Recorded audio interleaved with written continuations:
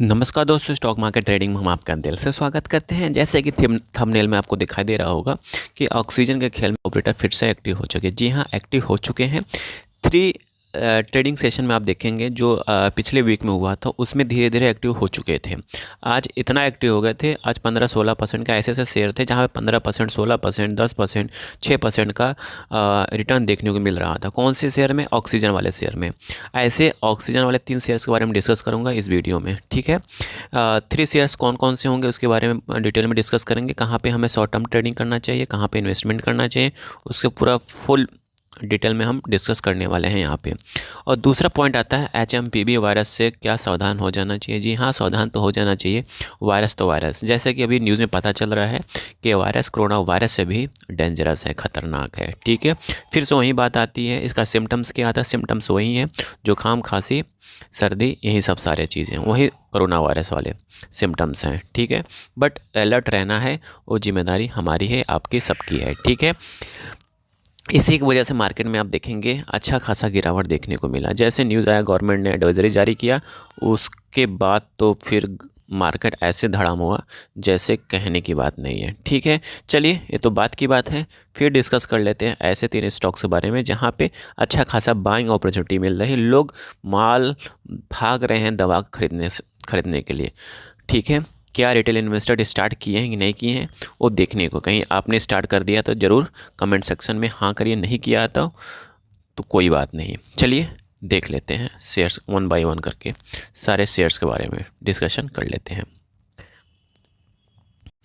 पहला शेयर जो है national oxygen limited. National oxygen limited में आप देखेंगे आज 14% के आसपास का तेज़ी देखने को मिला। यहाँ पे 14% के आसपास का तेज़ी देखने को मिला, ठीक है। वहीं इस कंपनी का फंडामेंटल की बात करें तो फंडामेंटल में देखेंगे तो कंपनी का जो मार्केट कैप है 77 करोड़ के आसपास की है, ठीक है। एक छोटी सी कंपनी है। ROC माइनस में है, ROE पता नहीं है, बुक वैल्यू माइनस में है, करेंट प्राइस 153 के आसपास है, ठीक है। प्रमोटर होल्डिंग ने माल घटाया, यहाँ पे देखिए प्रमोटर होल्डिंग माल घटाया। सेल्स ग्रोथ की बात करें तो माइनस में है, ठीक है। फिर उसकी एक बात हम बात करते हैं EBITDA की बात करें तो EBITDA ज़बरदस्त यहाँ पे शो कर रहा है, 144 के आसपास का EBITDA शो कर रहा है, ठीक है। फिर उसके बाद हम आते हैं मेन डेटा पे आते हैं। बैलेंस शीट की बात करें, प्रॉफिट लॉस की बातें करते हैं तो प्रॉफिट लॉस में आप देखेंगे कंपनी का सेल्स ग्रोथ यहाँ पे देखेंगे मार्च के क्वार्टर का, मार्च का सितंबर क्वार्टर में यहाँ पे प्रेजेंट नहीं है अभी फ़िलहाल। मार्च में देखेंगे तो 47-45, फिर उसके बाद यहाँ पे सॉरी ये ईयर वाइज है, sorry it is a year wise 21, 22, 23, 24, ठीक है। तो यहाँ पे मार्च 2023 की बात करें तो 47 है, और वहीं बात करें 2024 की बात करें तो 45 के आसपास है, ठीक है। और TTM की बात करें तो 43 करोड़ के आसपास की है, ठीक है। ऑपरेटिंग प्रॉफिट में देखेंगे तो ऑपरेटिंग प्रॉफिट बीच में बढ़ा था, फिर से घट गया, ठीक है। टैक्स की बात करें, नेट प्रॉफिट टैक्स जीरो के बराबर, नेट प्रॉफिट में देखेंगे तो माइनस में है, ठीक है। पॉजिटिव में कब हुआ था? कोविड के टाइम में पॉजिटिव में हुआ था, फिर से माइनस में चला गया। मतलब इन्होंने 7 करोड़ रुपए कमाया था कोविड में, उसके बाद इन्होंने पैसा नहीं कमाया है, ठीक है। उसके बाद हम आते हैं यहाँ पे सीधे आते हैं इन्वेस्टर्स की बात आते हैं। इन्वेस्टर्स में देखेंगे प्रमोटर ने अपना माल दबा के बढ़ाया था बीच में, फिर से उसके बाद थोड़ा सा घटा लिया। सितंबर क्वार्टर में थोड़ा सा माल घटाया है, नहीं तो बढ़ाया यहाँ पे बढ़ाया है, ठीक है। वहीं पब्लिक होल्डिंग की बात करें तो यहाँ पे DIs है नहीं, FIs है नहीं। यहाँ पे पब्लिक में जो इन्वेस्टर्स हैं जिसका परसेंटेज 1% से ऊपर होता है यहाँ पे वो शो करता है। तो यहाँ पे बड़े बड़े डॉली खन्ना जी भी इसमें इन्वेस्टेड हैं। इन्होंने भाप लिया, मतलब कि सितंबर क्वार्टर में इन्होंने माल बढ़ाया है इस कंपनी में, देख रहे हैं। यहाँ पे इन्होंने माल बढ़ा लिया। डॉली खन्ना को पता हो गया था क्या, भगवान जैसे, मतलब जो भी कह लो आप। तो इन्होंने यहाँ पे माल बढ़ाया था। RF डेडो ने इन्होंने भी माल बढ़ाया है यहाँ पे 1.55, ठीक है। यही देखिए जो बड़े इन्वेस्टर्स होते हैं उनको पता चल जाता है। चलिए दूसरे शेयर्स के बारे में डिस्कस कर लेते हैं। दूसरा शेयर्स कौन सा है? तो यहाँ पे सर्च बॉक्स में आते हैं, डालते हैं ऑक्सीजन, OXYGN, मतलब भगवती ऑक्सीजन करके है। यहाँ पे भगवती ऑक्सीजन थोड़ा सा टाइम ले रहा है।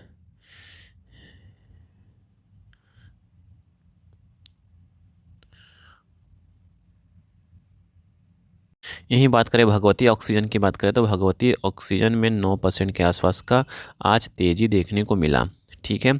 फिर उसके बाद देखेंगे इसके थोड़ा फंडामेंटली बात करें तो यहाँ पे फंडामेंटली में देखेंगे मार्केट कैप 13 करोड़ का है, ROCE माइनस में है, ROE माइनस में है, डेट 1 करोड़ का है, 1.5 करोड़ के आसपास का है। फिर उसके बाद आता है क्वार्टर सेल्स पॉजिटिव में है, गुड। यहाँ पर देखिए क्वार्टर सेल्स पॉजिटिव में है, ठीक है। प्राइस टू बुक वैल्यू 3.27 का है। फिर उसके बाद एबिटा माइनस में है, इंडस्ट्री पी 34 का है, इंटरप्राइजेज वैल्यू 13 का। फिर यहाँ सीधे हम बैलेंस शीट पे आते हैं बिना टाइम गवाए हुए। प्रॉफिट लॉस में आते हैं। प्रॉफिट लॉस में सेल्स की देखिए बात करें तो सेल्स लगातार यहाँ पे बढ़ा है, सेल्स अच्छी खासी गुड। देखिए एक पॉजिटिव साइन आता है इस कंपनी में। सेल्स 2022 में कोविड की वजह से बढ़ा था, बट 2023 के बाद 68, फिर उसके बाद फिर से बढ़ना चालू हो गया 72, 74। फिर उसके बाद देखते हैं इन ऑपरेटिंग प्रॉफिट माइनस में है। नेट प्रॉफिट की बात करें तो यहाँ पे नेट प्रॉफिट थोड़ा सा एकदम माइनस में चला गया 2024 में। EPS में भी माइनस में है, ठीक है। तो ये नेगेटिव मार्किंग कह सकते हो, ठीक है। फिर उसके बाद आते हैं बैलेंस शीट पे कितना लोन है, कितना कर्ज है, उसके बारे में डिस्कस कर लेते हैं। बोरोइंग की बात करें 1.43 है, और रिजर्व की बात करें तो 1.80 है। तो मतलब मिलता जुलता सही है, अच्छा कह भी नहीं सकते क्योंकि छोटी कंपनी है, कभी भी दब सकती है। बट छोटी कंपनियों का अभी टाइम आता है, इस टाइम जैसे कोविड हो या कोई महामारी हो तभी इनका डिमांड बढ़ता है, तभी इनका बैलेंस शीट पे रिफ्लेक्शन आता है, ठीक है। चलिए इन्वेस्टर्स की बात कर लेते हैं, सीधे इन्वेस्टर्स पे आते हैं। इन्वेस्टर्स में देखेंगे प्रमोटर होल्डिंग यहाँ पे 43% 30 है, कांस्टेंट है, कोई बढ़ोतरी नहीं हुआ है। यहाँ पे DIs ने इंटरेस्ट दिखाया है 12.99% DIs हैं, FIs यहाँ पे नहीं है।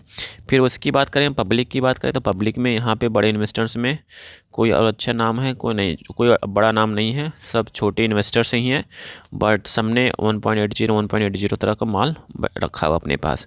देखिए अब हम लास्ट में एक ऐसे स्टॉक्स के बारे में डिस्कशन करना चाहते हैं जहाँ पे हम लार्ज कैप कंपनी है और उसमें 6% के आसपास का रिटर्न देखने को मिला, 6 या 4% के आसपास रिटर्न देखने को मिला। वो कंपनी क्या है?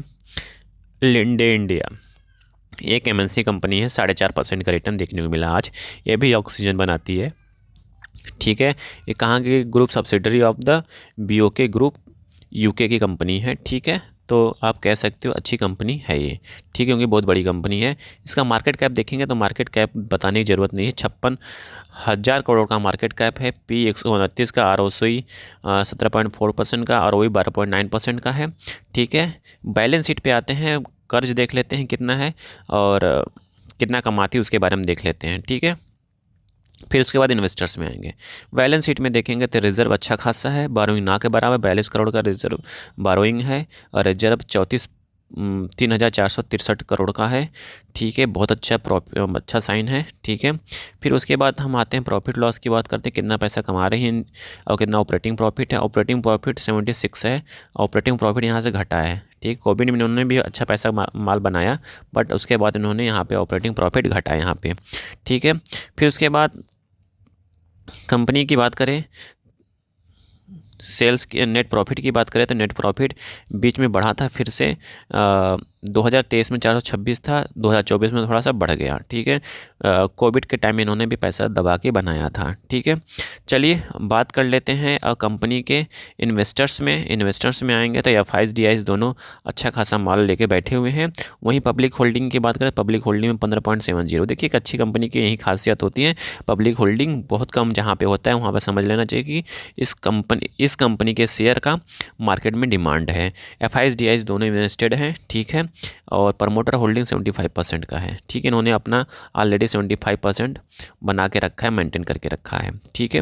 वहीं बात करें DIs की बात करें तो DIs में निप्पॉन लाइफ के पास है, कोटक म्यूचुअल फंड के पास है, मतलब 2 म्यूचुअल फंडों ने माल लेके बैठे हैं, ठीक है।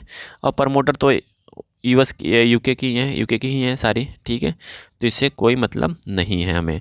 तो लिंडे में आप इन्वेस्टमेंट कर सकते हो, इसका चार्ट एनालिसिस करिए, सारा चीज़ देखिए, उसके बाद ही इन्वेस्टमेंट करिए। यहाँ पे बाई सेल का कोई रिकमेंडेशंस नहीं है, क्योंकि जो पैसा आपका है, रिस्क भी आपका होना चाहिए, ठीक है। Thank you for watching this video.